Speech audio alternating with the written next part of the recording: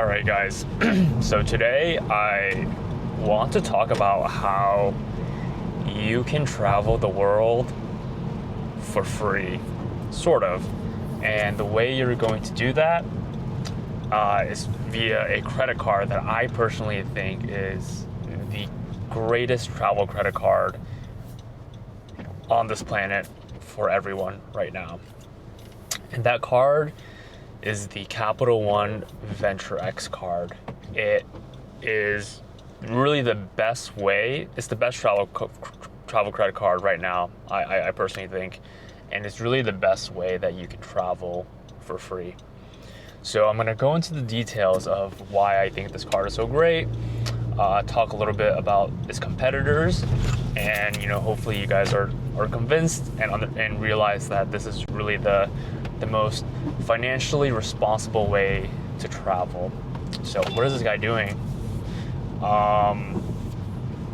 So Venture X. So let's talk about how much the Venture X costs. The Venture X is $395 a year, which sounds like a lot of money, right? That's the annual fee, $395. But I am going to talk about why it's actually free and not $395. So you pay the $395 annual fee, right? But on top of that, after you pay the annual fee, Capital One gives you a $300 travel credit. So if you do the math, $395 minus $300, we're now down to $95. And the travel credit you can essentially just use for, if you have an upcoming flight coming up. I think as long as you book on the Capital One portal, you can use that $300 for any flight. So right off the bat, we're now down to $95, right? On top of that, Capital One also every year gives you 10,000 miles. And the 10,000 miles is equivalent to $100.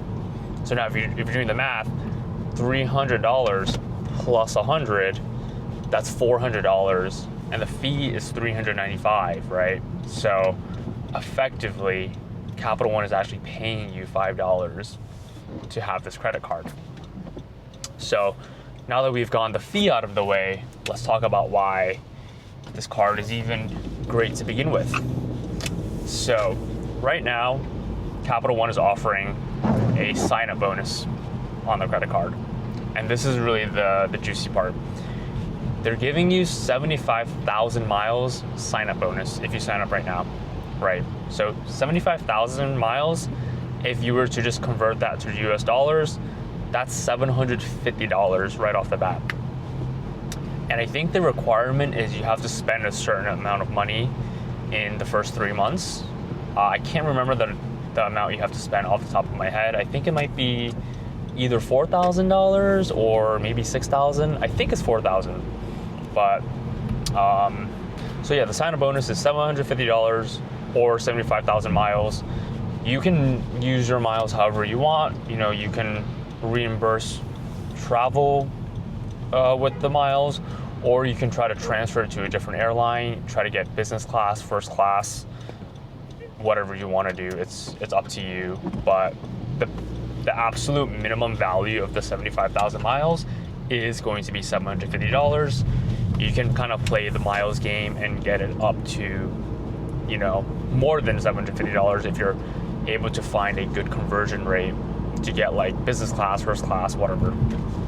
But the absolute minimum is $750. That's kind of the point. That's the point I'm trying to make. So on top of that sign-up bonus, you also have a lot of benefits that make this credit card really great. The first one is something called Priority Pass. So Priority Pass allows you access to airport lounges around the world for free, completely free. So, wow. So, if we're talking, for example, if you fly out of JFK a lot, there's a ton of Priority Pass lounges that you have access to. And so that itself is an incredible deal. Typically, in my experience, I think the lounges abroad are a little bit better. So if you travel internationally a lot, the Priority Pass is going to be an amazing card for you, or the Priority Pass benefit is going to be an amazing benefit for you, because you get access to all these free lounges, and the lounges are pretty great. They have free food, some have showers you can use, free alcohol. It's pretty awesome. So that's Priority Pass, and completely free with your credit card. On top of that, Capital One also has their own Capital One lounges, and those lounges are also completely free. They're a little bit more limited than Priority Pass. They're only in a handful of airports in the US, but they are very, very nice lounges. They also have showers, free food, alcohol, and it's just a very nice space to hang out in before your flight. So you get free lounge access with the card. You get Priority Pass, Capital One lounges, and then on top of that, there's also free TSA pre-check. Which, if you travel a lot, I'm sure you know what TSA pre-check is. It allows you to go through the security line much quicker than if you didn't have the pre-check. And they also have something called Global Entry, which helps you if you're traveling abroad and you're trying to come back to the US, you need to go through customs. It makes the experience a lot faster for you. So that's also completely free. So those are really the main benefits of the Venture X. And in terms of why it's a travel credit card, it's because if you book flights via their Capital One platform, you get 5x miles on every purchase. So let's say you're booking a $1,000 flight. If you book it through Capital One portal using your Venture X credit card, you're going to get 5,000 miles. Now, if you book hotels, you get 10x miles. So if you're booking a $1,000 hotel, you're gonna get 10,000 miles for that booking, which is pretty freaking awesome. And just remember, this card is effectively free, which is pretty incredible. And then on all other purchases, you get 2x back. So on non-travel purchases, you get 2x miles back. So like, let's say you're buying a $1,000 MacBook Air, you're gonna get 2,000 miles on that. So it's overall a very, very strong card, very solid. You get 2x back on everything that's non-travel, which is pretty amazing. And in addition to that, you also get all these great credit card benefits. You get great, for example, you have free car rental insurance if you ever rent a car and you book the car using this credit card. So overall, it's a really good card to have. It's very easy to use. I think my main issue with some of the other travel credit cards like the Chase Sapphire Reserve and the Amex Platinum, they're a little bit more complicated to use. And when I say complicated, I just mean you kind of have to play the system in order to make back the annual fee that you need to pay. So, for example, the Amex Platinum, I think it's $895 a year, and there's like a bunch of these different coupons that you have to use in order to get back your $895. One example being, for example, they might have like a Uber travel credit every month, right? So like every month they'll give you like, I don't know, $10 in Uber credits, and they don't really stack. So if you don't use the $10 in that month, they do expire. And so you kind of have to just keep track of like a lot of different things in order to make sure that you're making back the $895 annual fee that you paid.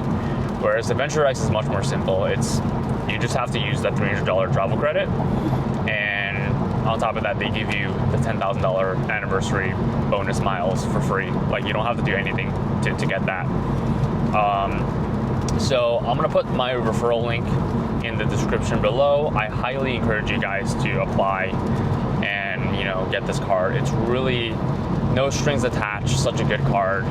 The only thing I'll say is, you see a lot of credit card companies raising their annual fees. Chase Sapphire Reserve recently raised their fee, and so did the Amex Platinum. So it wouldn't surprise me too much if Capital One eventually did increase their price. But as of right now, they haven't announced any plans to do so. And so it's still a really fantastic card. And I would encourage you guys to really look into this. I can't remember how much the Chase Sapphire Reserve annual fee is right now, but it's pretty high. I think it might be like $795, $800. And again, there are ways to effectively make those cards free, just like the Venture X, but they're just a little bit more complicated than the Venture X. And they sometimes force you to maybe use things that you typically wouldn't, right? Another example with the Amex Platinum, I think they give you a certain amount of money for entertainment. So I think it's like $300 a year for like Disney Plus, other streaming services, whatever. But for example, I don't currently pay for Disney Plus. I don't currently pay for streaming. So it doesn't really benefit me that much to get that credit, right? Because I wasn't initially paying for it anyway. But if you do pay for Disney Plus already, then it works out perfectly for you. So anyway, I hope you guys enjoyed the video. I hope this was informative, and I hope you guys do decide to apply for the Venture X. And of course, if you guys have any questions, you can leave a comment below, and I will answer any questions you guys have about the Venture X. Thank you guys for watching.